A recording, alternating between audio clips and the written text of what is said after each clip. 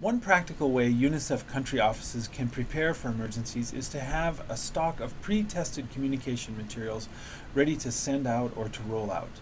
That's how C4D specialist Massimiliano Sani has responded to crises in Angola and in his present posting in Mozambique.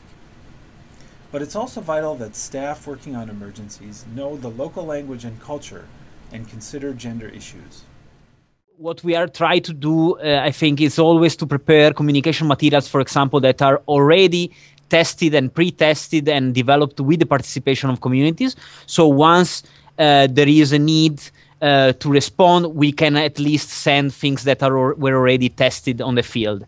That's on specific, for example, communication materials that usually activists or volunteers use in, for example, in accommodation centers for during the floods, or probably refugee camps or other kind of places that are usually targeted during the emergencies.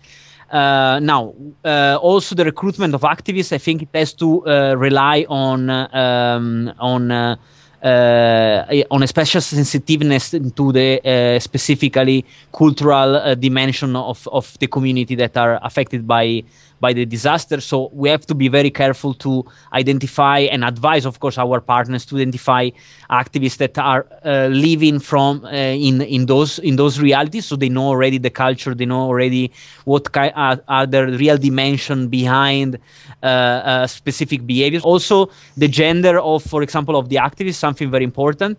If we are going to do water treatment distribution, for example, during an emergency, distributing, for example, water treatment products to interrupt a contamination for cholera, for example. We know that usually women are the ones that take care of water at household level. So also the activists in the great majority should be also women, because they can easily talk to other women in the villages, and they can be received much better than, for example, if they would have been men.